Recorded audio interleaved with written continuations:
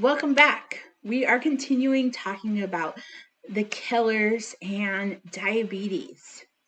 So, we're going to talk about diabetes risk and health.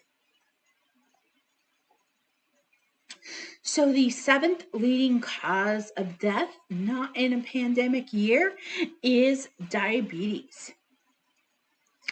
And remember, we talked about the long term effects of diabetes with unchecked blood sugar can be all of these things like blindness and amputations and heart attack and stroke and infectious diseases. So, we're going to talk about these and how we can stay healthy.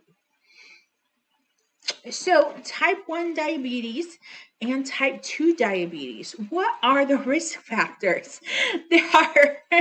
There are various risk factors for the two different ones. Type 1 diabetes, or the juvenile type of diabetes, the one where your immune system attacks your cells.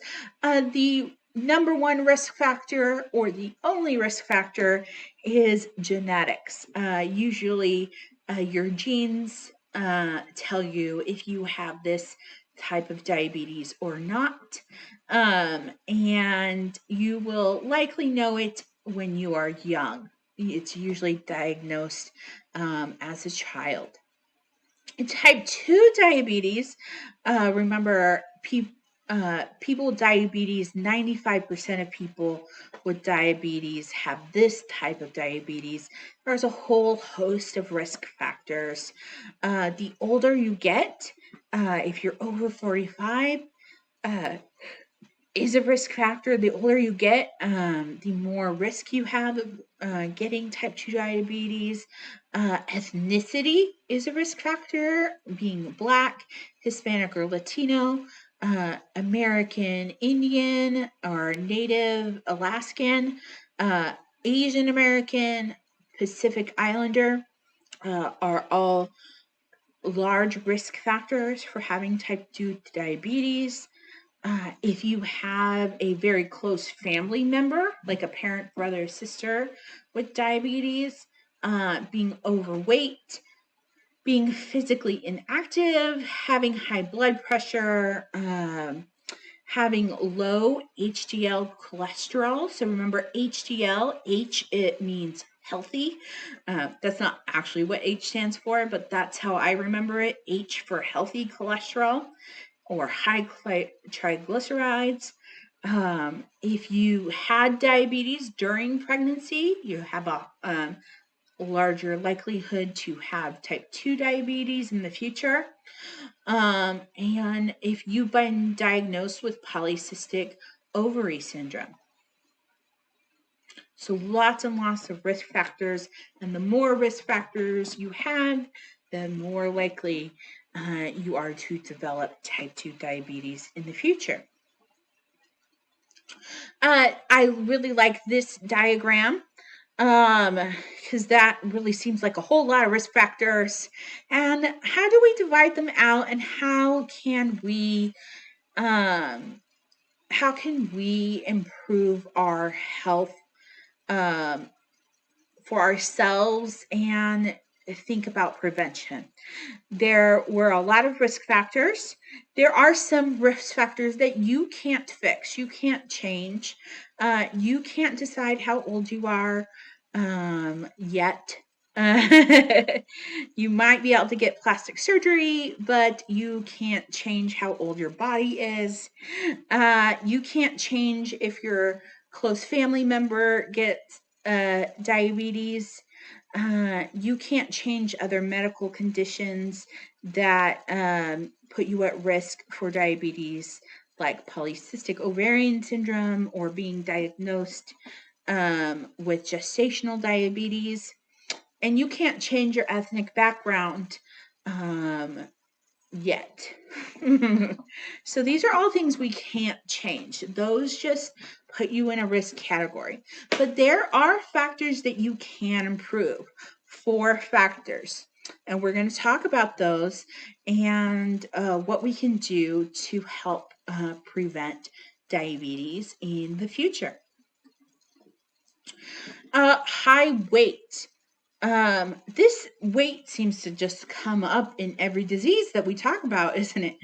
And I know that everybody talks about weight, but think of it as a healthy lifestyle. Weight loss can be hard, definitely. Don't I know it? Uh, but it involves changing the way you eat and your physical activity. Uh, and it is really associated with diabetes. So, cutting back on calories and fat, staying physically active most days of the week, eating breakfast every day, um, weighing once a week can be helpful to know where you're at. For some people maybe not helpful.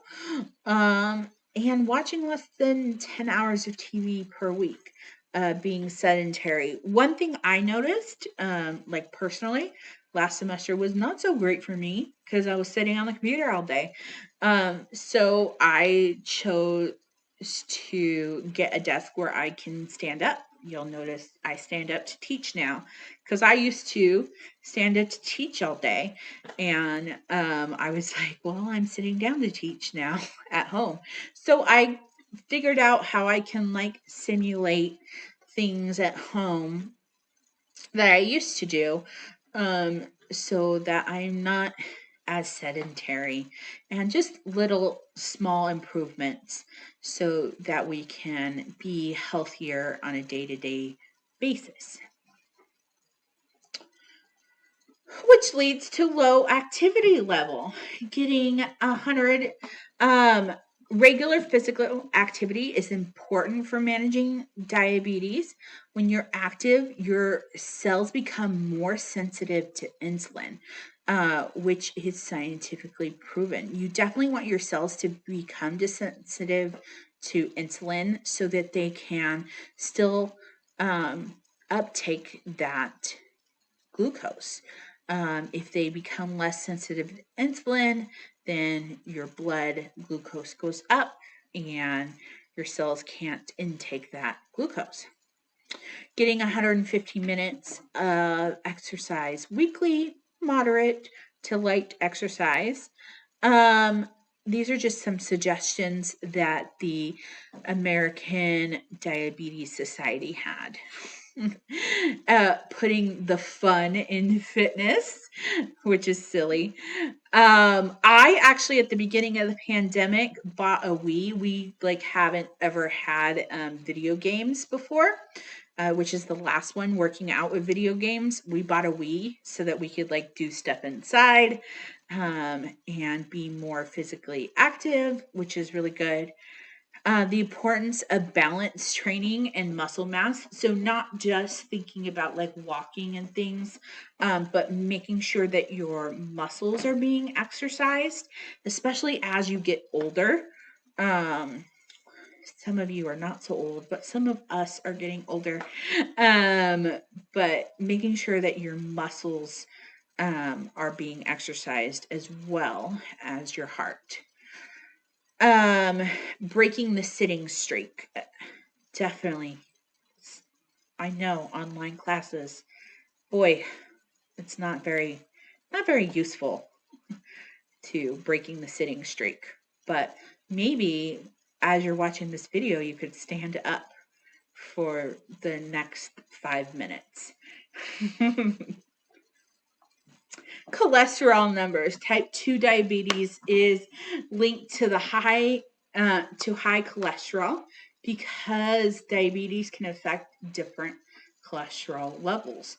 People with diabetes can have increased triglycerides, decreased high density lipoprotein, which is that healthy um, cholesterol, and increased low density lipoprotein. These increase the likelihood of developing atherosclerosis. Remember those clogging arteries. And we don't want that. So having more glucose in your blood actually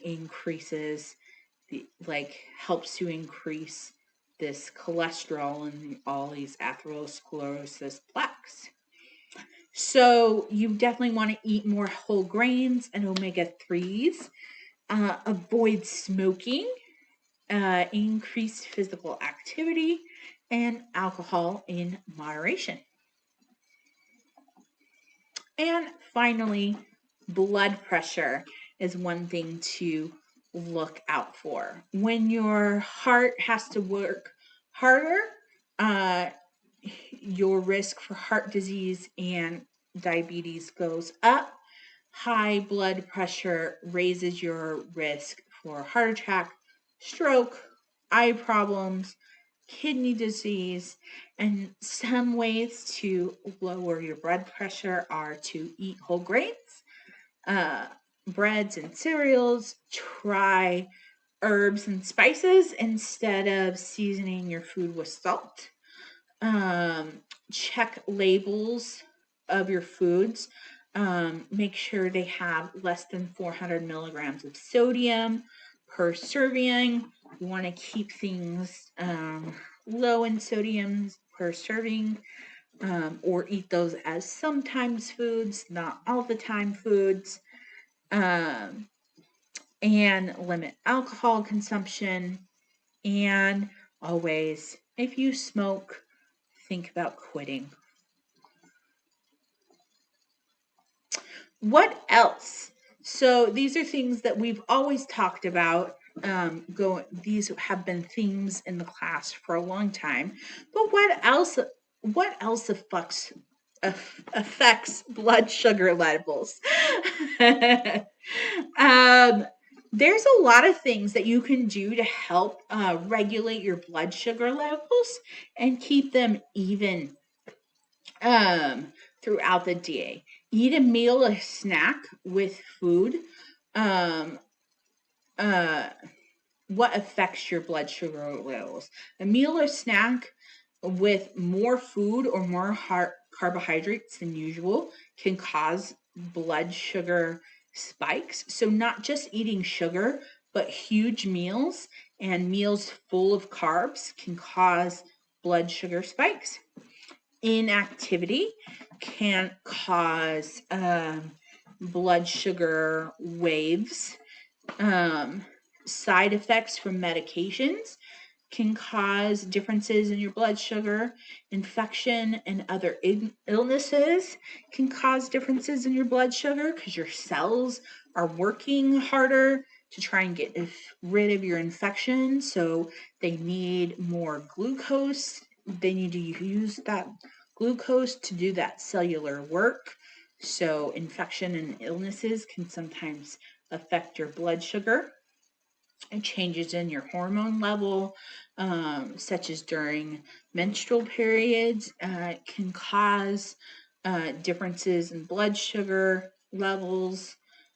Stress, for sure. Again, that's kind of sometimes linked to hormone levels. Cortisol is a stress hormone and can cause either differences in our blood sugar. So thinking about how do we de-stress ourselves to help our blood sugar levels. Things that can make blood sugar fall include meals or snacks with too few calories or too few carbohydrates. So if our blood sugar is too low, sometimes we didn't eat enough. Lots of activity. So if we ran a lot, you kind of get the shakes because we used up all of the energy that was in our blood. Missing a meal or snack, again, we used up all of the energy that was in our blood. And drinking alcoholic beverages, especially on an empty stomach. So these are all things that affect our blood sugar, and you want to keep in mind how you go about your day to day, and you're constantly increasing and decreasing and increasing and decreasing your blood sugar, and you want to try to avoid major peaks and valleys, and you want to try and have a more level blood sugar. Okay. Thank you for coming to lecture.